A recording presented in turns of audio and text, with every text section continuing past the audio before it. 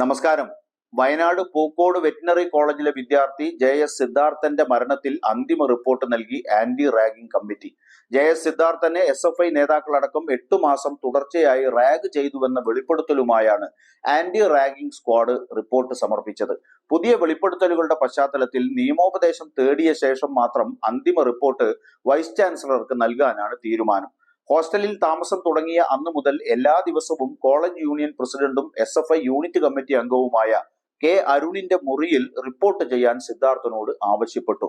രാവിലെയും വൈകിട്ടും കൃത്യസമയത്ത് അരുണിന്റെ മുറിയിൽ എത്തണമെന്നായിരുന്നു നിർദ്ദേശം.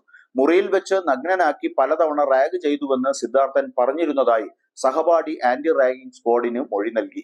പിറന്നാൾ ദിനം രാത്രി ഹോസ്റ്റലിലെ ഇരുമ്പു തൂണിൽ കെട്ടിയിട്ട് തൂണിനു ചുറ്റും പെട്രോൾ ഒഴിച്ച് തീയിടുമെന്ന് സിദ്ധാർത്ഥനെ ഭീഷണിപ്പെടുത്തിയിരുന്നു. ക്യാമ്പസിൽ വളരെ സജീവമായി നിന്ന സിദ്ധാർത്ഥനെ വരുതിയിലാക്കണമെന്ന് കോളേജ് യൂണിയൻ നേതൃത്വം നേരത്തെ തീരുമാനിച്ചിരുന്നതായും റിപ്പോർട്ടിൽ പറയുന്നുണ്ട്. സിദ്ധാർത്ഥൻ താമസിച്ചിരുന്ന ഹോസ്റ്റലിലെ കുക്ക് സംഭവങ്ങൾക്ക് ശേഷം ജോലി രാജിവെച്ചൊഴിഞ്ഞു. സർവകലാശാലയിലെ സെക്യൂരിറ്റി ജീവനക്കാരിൽ ചിലർ സ്ക്വാഡിന് മൊഴി നൽകിയിട്ടില്ലെന്ന് റിപ്പോർട്ടിൽ പറയുന്നുണ്ട്. SFI കൽപ്പറ്റ ഏരിയ നേതൃത്വം ഇടപെട്ട് ഇന്റേണൽ കംപ്ലയിന്റ്സ് കമ്മിറ്റിയിൽ നിന്ന് പരാതിയുടെ കോപ്പി വാങ്ങിയതായി റിപ്പോർട്ടിൽ പറയുന്നുണ്ട്. 3 ദിവസം ഭക്ഷണമോ വെള്ളമോ കഴിക്കാതെ തൂങ്ങി മരിച്ച നിലയിലാണ് സിദ്ധാർത്ഥിന്റെ മൃതദേഹം ടോയ്ലറ്റിൽ നിന്നും കണ്ടെത്തിയത്.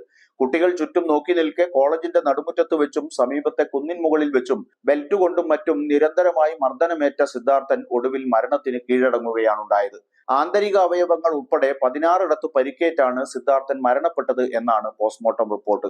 അന്വേഷണം CBIക്ക് കൈമാറിയെങ്കിലും കേസിൽ അവർ വേണ്ടത്ര താല്പര്യം കാണിക്കുന്നില്ലെന്ന ആക്ഷേപവും നിലനിൽക്കുന്നുണ്ട്. SFI യൂണിറ്റ് സെക്രട്ടറിയും കോളേജ് യൂണിയൻ ചെയർമാനും അടക്കം SFI നേതാക്കൾ പ്രതികളായ കേസിൽ ശരിയായ നിലയിൽ പ്രോസിക്യൂഷൻ നടപടികൾ സ്വീകരിക്കുന്നില്ലെന്ന ആക്ഷേപം ഉയർന്നതിനെ തുടർന്നാണ് കേസ് CBIക്ക് കൈമാറിയത്. കലാലയത്തെ കുരുതിക്കളമാക്കി മാറ്റിയ വയനാട് പൂക്കോട് വെറ്റിനറി കോളേജിൽ നടന്ന സംഭവം സമൂഹ മനസാക്ഷിയെ ഞെട്ടിച്ചിരുന്നു. കൃത്യമായ അന്വേഷണം നടത്തി കുറ്റക്കാർക്കെതിരെ നടപടിയെടുത്ത് സിദ്ധാർത്ഥന് നീതി ഉറപ്പാക്കുമോ എന്ന് കാത്തിരുന്ന് കാണാം.